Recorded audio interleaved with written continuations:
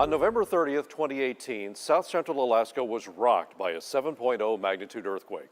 Despite damage to several major roads and many homes, Alaska fared well. Communication and transportation lines remain mostly open. And it serves as a good reminder to all Alaskans that we need to be prepared. Channel 2 News put together a series of reports in early October about emergency preparedness, and we put some of those stories together here. We're starting off with a basic emergency kit that you can build in a coffee can. Here's Chief Meteorologist Jackie Purcell. Whether it's a weekend camping trip, a float down a river, or even if you or one of your kids is taking a road trip, it's always a good idea to prepare for problems and plan how to handle worse. I'll be showing you how to put together a 3-day disaster can, something to throw in your car, your camper, your boat, or plane, even your ATV. Now, if you don't have something like this already, listen up. It could make a big difference in your life. These are the plans for the 72-hour disaster can. So many items. I made them all fit into this can. We'll see the assembly challenge coming up. You may be asking yourself, is it really that crucial to have emergency food rations at close hand? Well, it is, and here's why. Covering news, we hear about that car that went off the main highway and was stuck for days, a driver who gets lost on a remote and unmaintained roadway, hikers that take a wrong turn and are lost for days, or a damaged boat or plane that has you waiting for rescue on a sandbar or island in a remote area. Planes, vehicles, ATVs, and watercraft. It's a variety of ways to explore the vastness of the state, but that comes with a variety of ways things can take a wrong turn. I've asked a couple of scouts and their assistant scoutmaster from Troop 230 in Eagle River to help me assemble a few of these disaster cans. I'll also make these plans available on KTUU.com. This is a great opportunity because you know what the motto of the Boy Scouts is. Be prepared. The disaster can items can be found at local stores. You may even have some of these items on hand at home. A good estimate on the cost of the can and its contents is $25 to $30. The Scouts had their doubts it would all fit in the can. Next up, tuna can on the bottom. Tuna. So it should look like this. So Okay. the tuna goes. Yep, put it on the bottom. And then we need the Vienna sausage cup. Applesauce. Put it. That's All right, flattened soup, hot chocolate, oatmeal, and stacked together. Yep. All right, so standing upright. I got mine in there. All right. So you guys got the tang in the bag here? Got the tang in the bag. All right, so somewhere it's gonna, let's see if we can jam this in here. Yep. And never forget the lifesavers when you save your lives. What was that?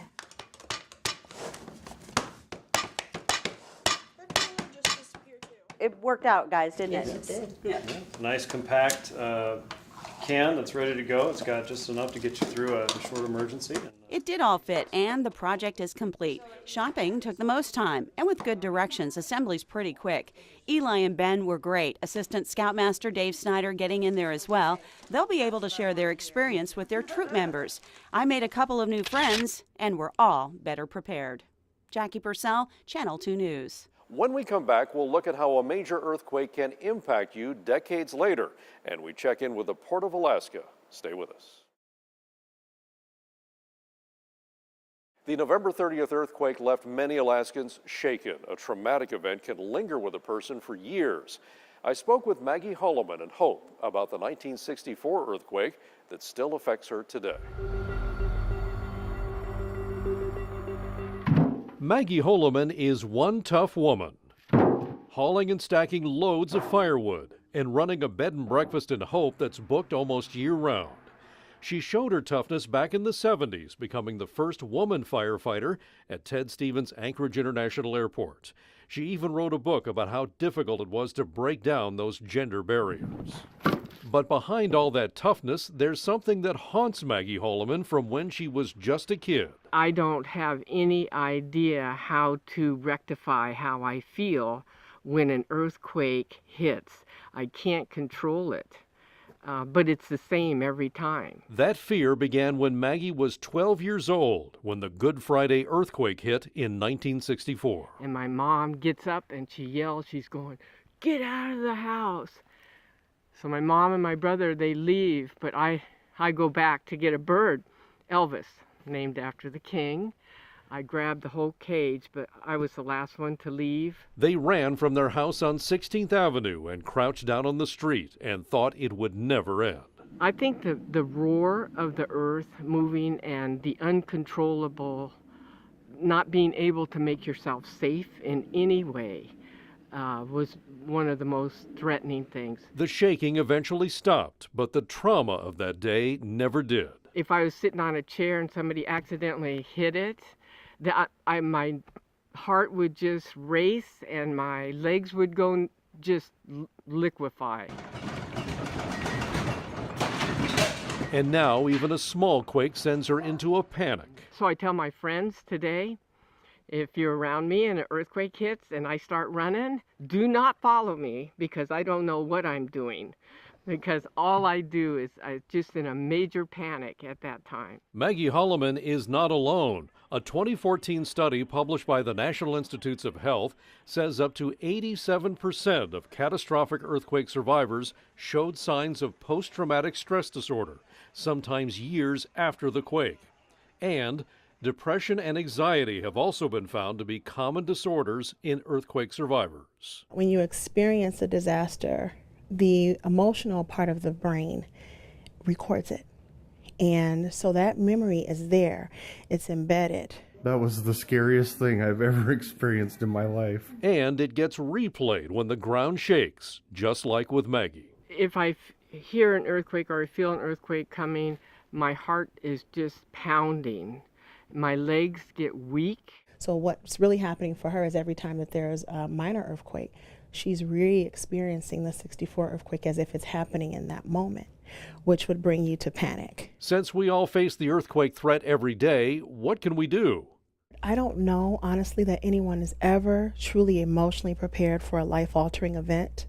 But what I do know is that being physically prepared reduces the anxiety. That means stocking up on food and emergency gear and talking to your children. I think having a plan with your family, as soon as children are able to comprehend a safety plan at around 4 years old, you start teaching them about, in the event of an emergency, here's what our family does. But even then, as Maggie Holloman knows, it may be hard to control your emotions when disaster takes control. Earthquakes terrify me.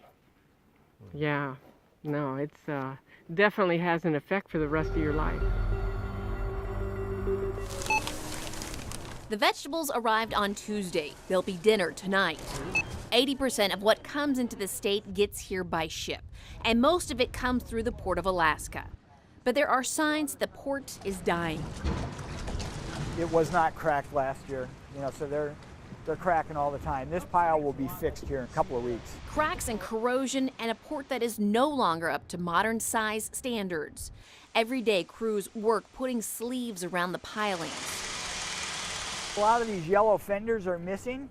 That's from ice scarring and corrosion. So what happens is the same corrosion is corroding away the bolts, and then when either a ship slams into it or ice flowing back and forth will break them off. That's if an earthquake doesn't knock it off sooner. It's not up to seismic standards. And that section over on the left, it's no good. You don't have to be an engineer to look at it and go, I don't think that's supposed to do that. It all has to be torn out. What could happen is this could all fail, and the problem is not so much this section back here, but the section up there will flow down into the navigational channel right where Tote needs to position its ships when it's docking. The plan is to rebuild the port with a larger construction project, replace the pilings with larger reinforced steel concrete, and expand the dock. Plus, move it out further into the water by 150 feet. But how much do you think all of that would cost? Port officials say that's a complex question that is in flux. The first dock is going to be in the neighborhood of $300 million, depending on what all you're talking about. If you're including all of the shore work and some other stuff, it could be as much as $350 million. To make things even more complicated, the port is classified as a national strategic seaport by the Department of Defense. The trick is we need to maintain more dock for the Department of Defense. We're a strategic port for the Department of Defense. Basically, we support all the DoD missions throughout Alaska, throughout the Pacific Rim, and the Arctic. Port officials have to convince skeptics to pay for the upgrades and repairs. And that comes after the first expansion project failed.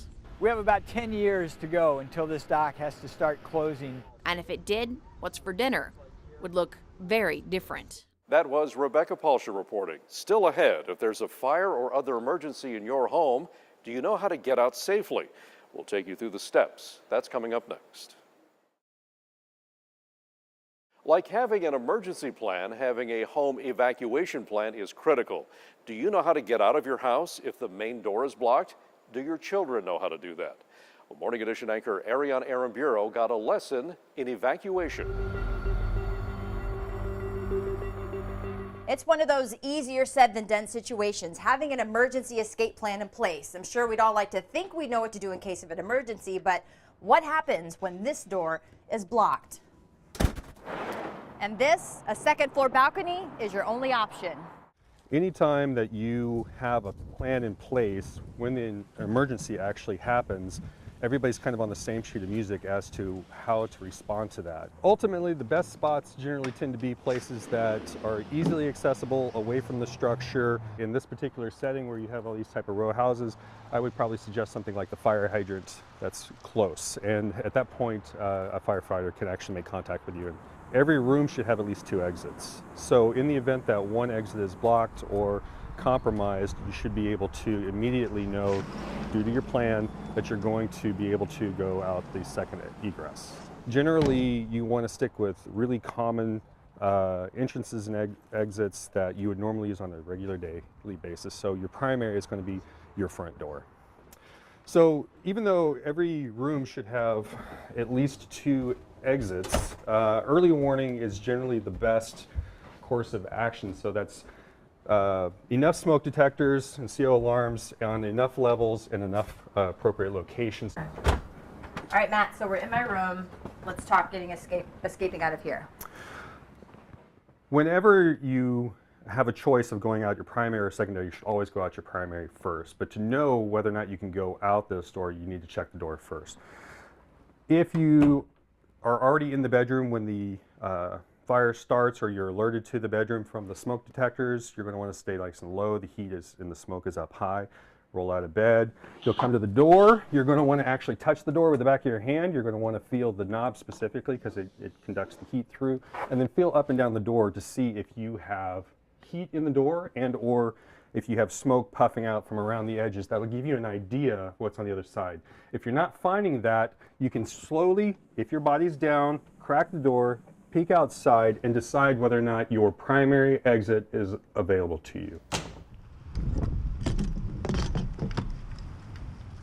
So this is a really great reason to encourage people to keep their primary egresses free from furniture in the way, them screwing the windows closed, them nailing the doors shut, them putting all kinds of boxes and debris in front of their actual egresses. The primary egress is the easiest, it's the fastest, it's going to be the most likely way you go in the event of an emergency when you're disoriented.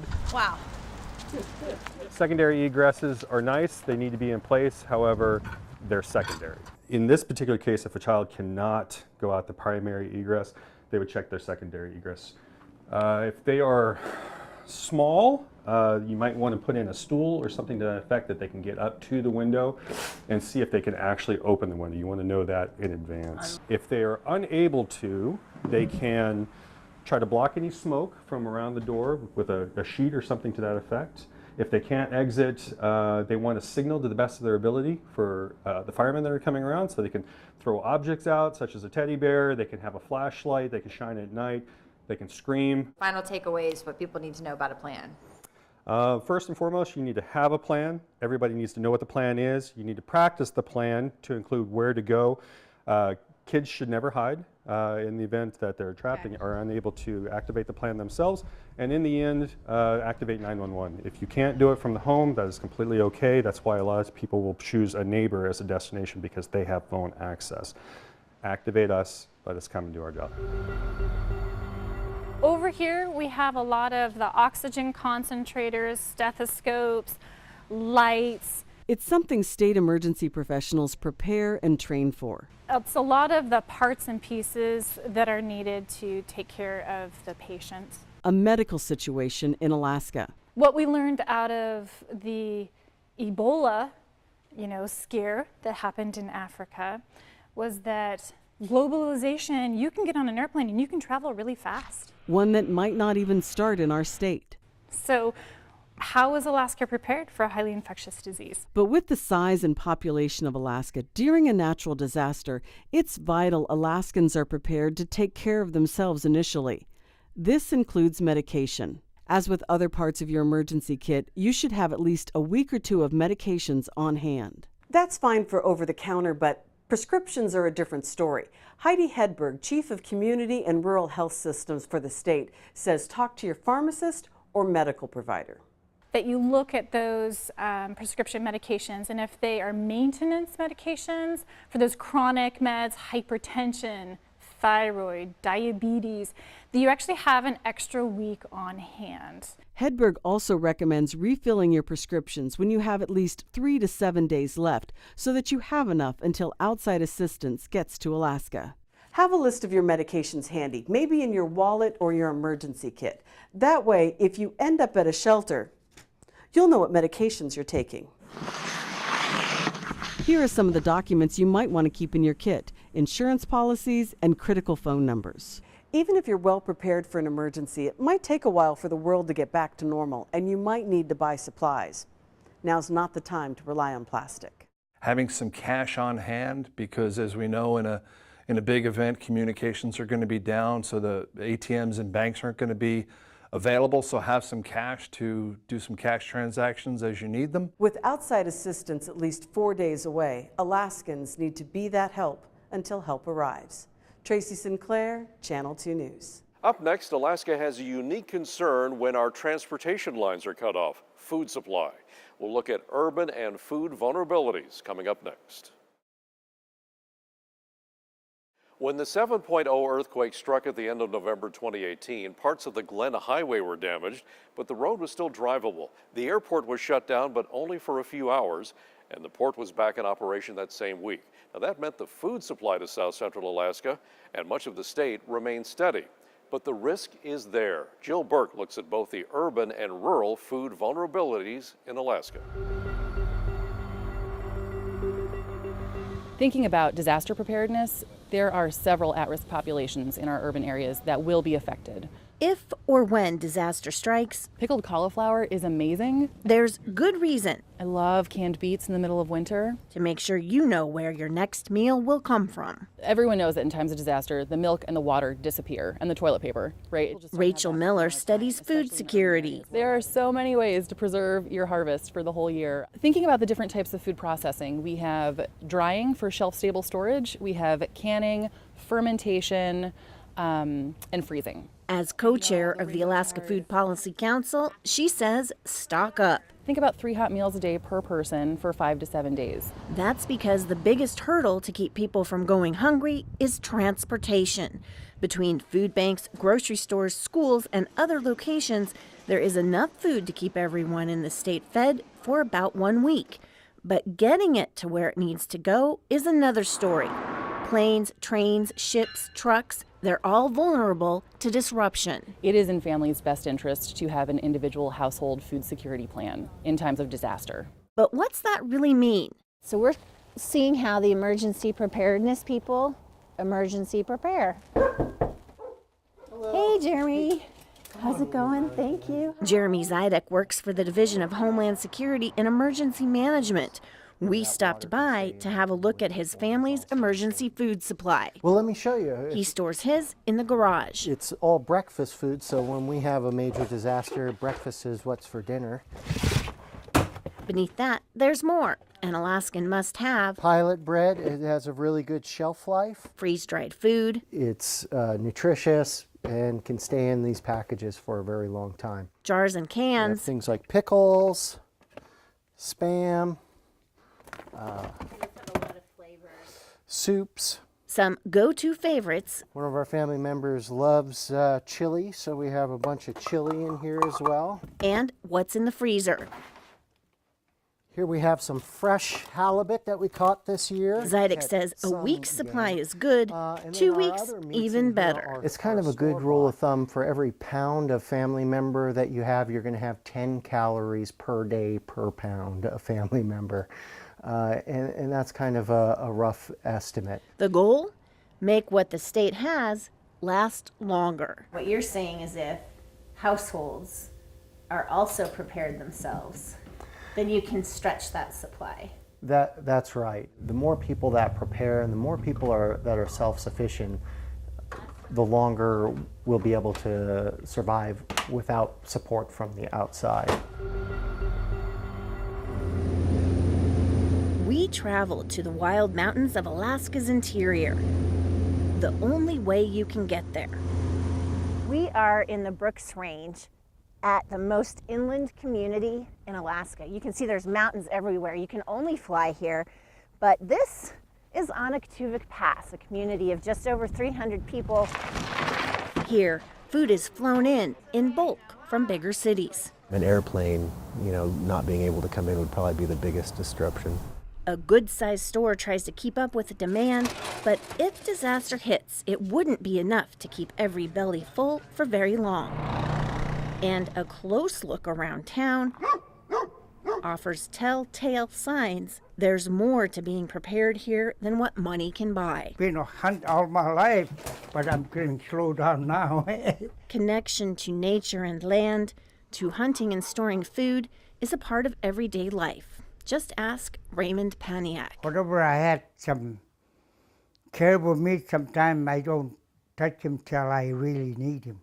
He's got pilot bread on the shelves, flour, coffee, and tea in the pantry, milk and butter in the fridge. And freezer. Got caribou meat here. After freezer. Caribou, moose, sheep. After freezer. I got fish in the other freezer too. Of the stuff he likes most. Soup, caribou soup, moose or whatever soup, whatever sheep.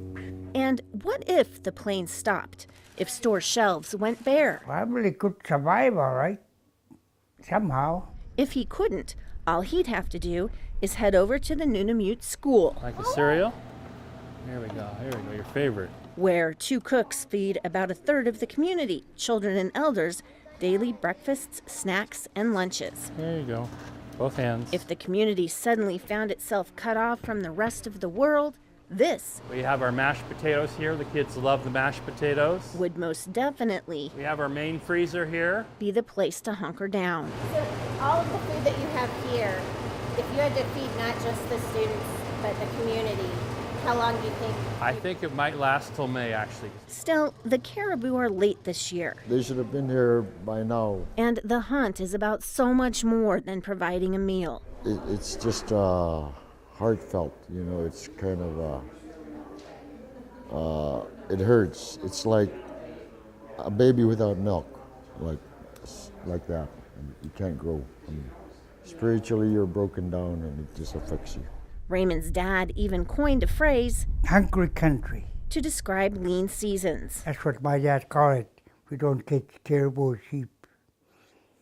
I think he got the right words.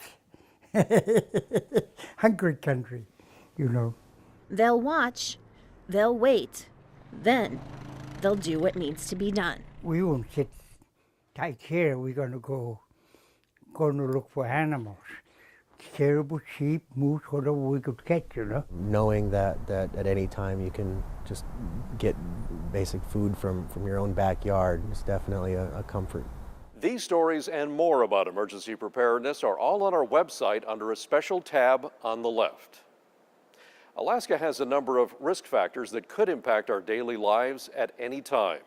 The tyranny of time and distance means Alaskans need to be self-sufficient until help arrives, and that means being prepared. Thanks for watching.